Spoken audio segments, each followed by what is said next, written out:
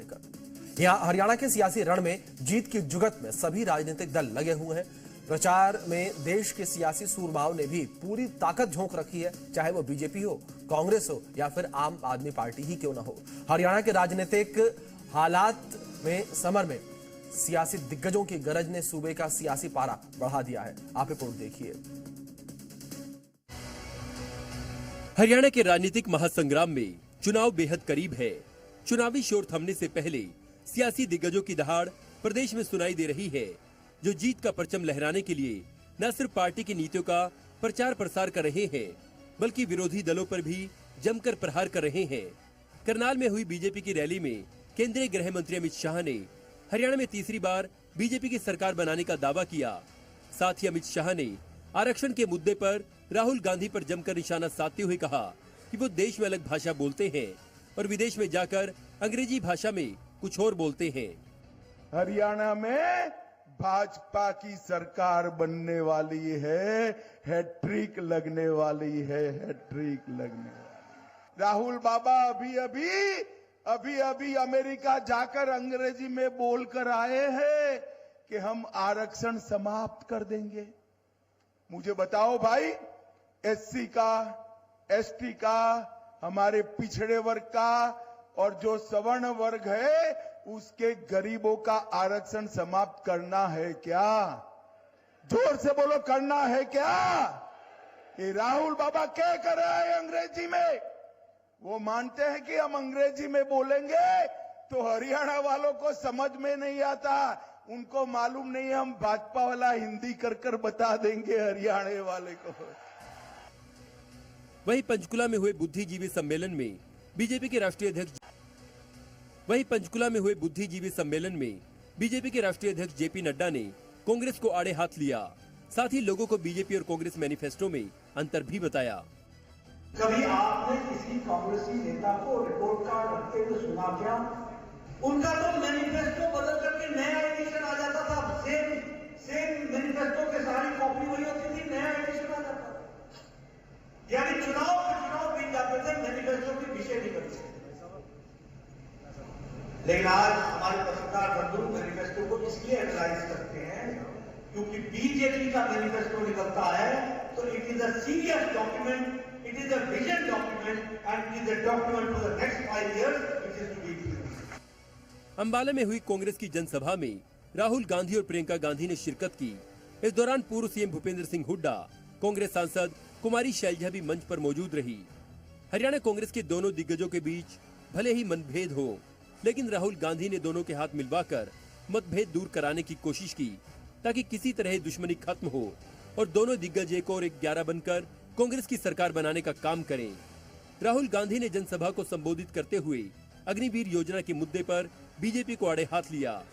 धान नहीं खरीदा जाता, सही रेट नहीं मिलता, फिर आप भगते हो सेना की ओर। आप कहते हो चलो यहां काम नहीं हुआ, चलो आर्मी में जाते हैं, बॉर्डर पे खड़े हो जाएंगे,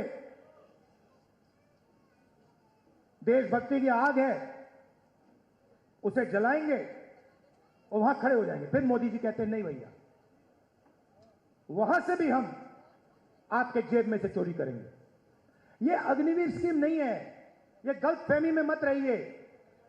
यह जवानों की पेंशन चोरी करने का तरीका है, सीधी सी बात है। वहीं प्रियंका गांधी ने जनसभा को संबोधित करते हुए बेरोजगारी के मुद्दे पर बीजेपी को जमकर घेरा।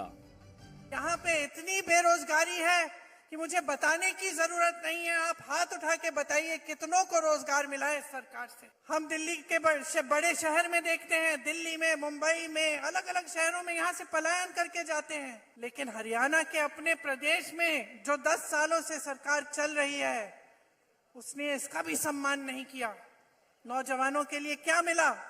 बेरोजगारी मिली, अग्निवीर जैसी स्कीमें मिली, जिससे आपको बताया गया कि आप सरहद पे भी जाएंगे, शहीद होने को तैयार होंगे, तब भी आपको कुछ नहीं मिलेगा। 4 साल बाद वापस आइए और फिर से बेरोजगारी का आप संघर्ष करिए। जनसभा को संबोधित करते हुए कांग्रेस सांसद कुमारी शैलजा ने बीजेपी पर कटाक्ष करते हुए कहा कि जुमलेबाजी में खोखलापन साबित हुआ है। भाजपा के दिन लद गए हैं। केंद्र में तो आपने मोदी जी को कॉर्नर किया हुआ है। पूरे देश में आज मोदी जी के नाम पर जो एक वो पहले जुमलेबाजी थी वो अब खोखलापन साबित हो गया। वहीं हरियाणा के कार्यवाहक सीएम नायब सिंह सैनी ने राहुल गांधी के हरियाणा दौरे पर तंज कसते हुए कहा कि वो हरियाणा में राजनीतिक पर्यटन पर है, लेकिन कांग्रेस की दलित विरोधी नीति और खर्ची पर्ची पर कुछ नहीं बोलते। राहुल गांधी 2-3 दिन के राजनीतिक पर्यटन पर हरियाणा आ रहे हैं। हरियाणा अच्छी जगह है। पिछले 10 साल में भाजपा की सरकार ने हरियाणा का चहु और विकास किया है, इसलिए वो यहाँ आए, घूमें और अपना पर्यटन करें। लेकिन कुछ सवालों के जवाब हरियाणा उनसे जरूर पूछेगा। राहुल गांधी जी उसका जवाब देकर जाएं। हरियाणा का युवा पूछेगा कि हुड्डा के राज में खर्ची पर्ची पर वो चुप्पी क्यों रखे हैं। हरियाणा का दलित पूछेगा कि आरक्षण का विरोध करने के बाद वह किस मुंह से हरियाणा आए हैं। दूसरी ओर आम आदमी पार्टी ने भी हरियाणा का सिंहासन हासिल करने के लिए पूरी ताकत झोंक रखी है। खुद दिल्ली के पूर्व सीएम अरविंद केजरीवाल ने प्रचार की कमान संभाल रखी है और खुलकर दावा कर रहे हैं कि हरियाणा में आम आदमी पार्टी के बिना सरकार नहीं बनेगी। कई लोग मेरे को कहते हैं आप इतनी बड़ी बड़ी गारंटी दे रहे हो, सरकार बनेगी क्या? एक चीज नोट कर लेना, हमारे बिना भी सरकार नहीं बनेगी। जो भी सरकार बनेगी वो हमारे समर्थन से ही बनेगी। इतनी सीट आ रही है आम आदमी पार्टी की कि हमारे बिना सरकार नहीं बनेगी। राजनीति के सियासी सुरमाओं के एंट्री ने हरियाणा के रण को और भी रोमांचक बना दिया है। सभी दल राजनीति और कूटनीति के सहारे चौधर की जंग में सत्ता पर काबिज होने के लिए हर तरह के दाव पेच का इस्तेमाल कर रहे हैं, लेकिन आखिरी दाव किसका लगता है ये देखने वाली बात होगी। ब्यूरो रिपोर्ट, जी मीडिया।